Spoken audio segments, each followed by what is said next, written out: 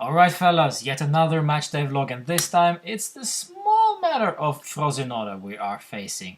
Just before we are heading to the Madrid trip to face Atletico Madrid in the Champions League knockout stages. That will be fun. However, let's take care of the Frosinone first.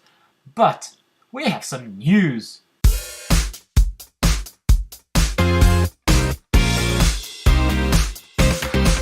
According to Gazzetta dello Sport, Wanda Icardi wants her husband to join Juve this summer. I guess something happened behind the scenes at Inter and Icardi is now stripped of captaincy at Inter. Make of it what you will, but the rumors are there for all to see. It's almost scripted. He/she wants a bigger wage. Inter won't give it to him. They got 1,000 kids to take care of, and they don't want to move abroad, except from maybe Madrid. And the only club in Italy that can actually afford them is Juventus. So Juve seemed like the most likely destination for him. However, only if all bridges are burnt at Inter. We just have to wait and see what happens throughout the rest of the season. Now my question to you is, please answer it below. Would you take Icardi? Yes or no? Well, my opinion is that I would take the guy, no question asked, but on one condition. Wanda Icardi stays at Inter. I don't want her anywhere near Juventus Football Club. Nowhere near. Especially when he just signed an extension contract with Inter and suddenly they want more money. In any case, this is unlikely to happen as this is only a rumor, but if this builds up, if this actually becomes a thing, like it started with Cristiano, we really need to think long and hard about this. Are we ready to accept Mauro Icardi at Juventus?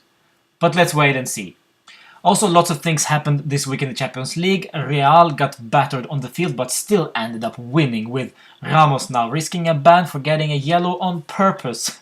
Sergio Ramos, so surprise, surprise. They do it all the time in La Liga, by the way. Man United finally lost to PSG with Pogba sending off and Di Maria shutting down the Old Trafford. And of course the Zaniolo masterclass versus Porto, the guy who we have been scouting for the past few months, and Paratici has been really busy with his scouting this week. First it was Zaniolo, then it was De Ligt. Well, but to be honest, Zaniolo won't be cheap. As I said, on Tuesday we are facing Atletico Madrid at the Wanda, ironically, Metropolitano Stadium. And it looks like the BBC, the Bonucci, Barzagli and Chiellini all will be in the squad. And we really need them back because our defense was such a disaster last week. So tonight, well, at least two of them are back in the starting lineup even. So let's take care of mighty Frosinone first. We are facing a side with the worst goal-scoring record in Serie A season, with only 17 scored. That's less than Cristiano Ronaldo, who is now on the 18 goals in the league. It's crazy. So let's face it, they are poor, but they have won 3 games. And funny enough, all of them have been away. So let's see what happens. Juve Frosinone coming up.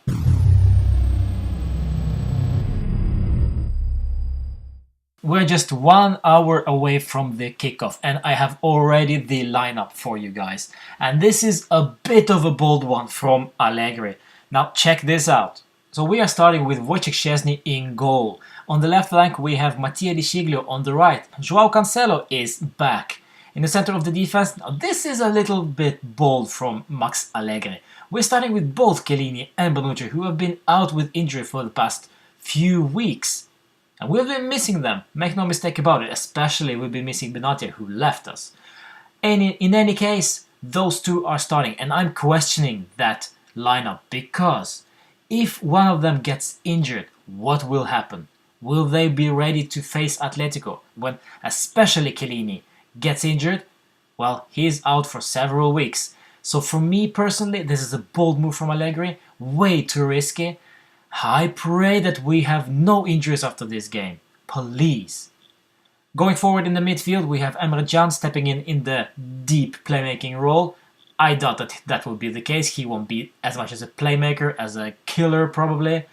Next to him is Sami Khedira, a reborn January signing.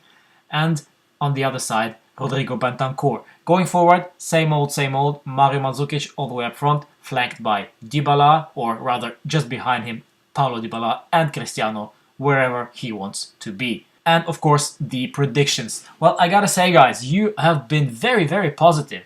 Very, very positive. You have absolutely everybody got the clean sheets. So on my Twitter page, I guys asked you for the predictions, and you gave me lots of them. So AHFOD Tour 2016, he's telling me that Ronaldo, Mandzukic and Dybala will score with a 3-0 victory. At Juve Sami is predicting a 4-0 victory with a Ronaldo hat-trick and Dybala goal. Well, I really, really hope that Dybala starts scoring again, because I'm pretty sure of this. He forgot how to do it. Francesco Dinardi hopes for a 2-0 victory with Mandzukic and Cáceres scoring. And Jordan D'Alessio predicting a 4-0 victory with a Pjanic goal. He is not starting, so he's changing that up to be a Ronaldo hat-trick, with Kean coming in and scoring the 4th goal. You guys are so optimistic, I have to say. Let's see what happens. My opinion, this will be a very, very slow-paced game. 2-0 victory. And let's call it a Bentancur brace and Dybala goal. Ronaldo won't score tonight. However, he will explode against Atletico Madrid. Let's see what happens. Fino alla fine. See you at halftime.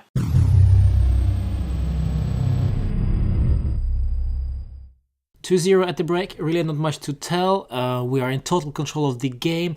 However, I fear that this free kicks, these yellow cards, this pushing and shoving and discussions will or may end up in some injury for somebody. Sooner or later, one of the Frosinone guys will just lose it and tackle one of our players.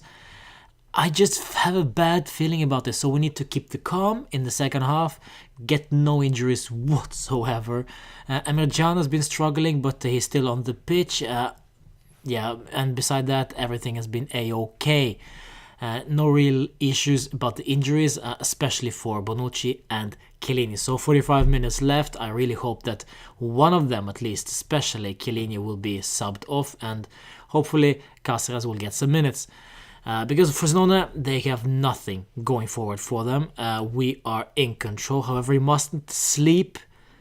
I really hope that we're going to score the 3rd goal as soon as possible and put this game to bed. To be quite honest, nobody stood out for me in the first half.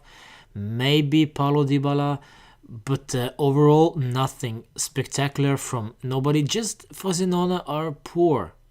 And that's it. I think actually Matteo Di Ciglio has been very, very solid.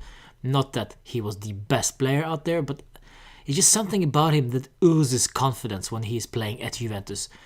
Nothing of that when he played at Milan. So, change of scenery, playing for the better club, will do you some good. See you after the game full of player ratings. Let's kill this off.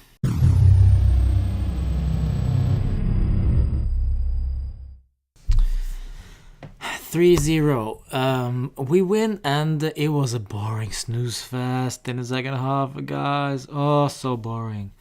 Total control. Ronaldo with yet another goal. He is up to his 19th goal of the Serie A season.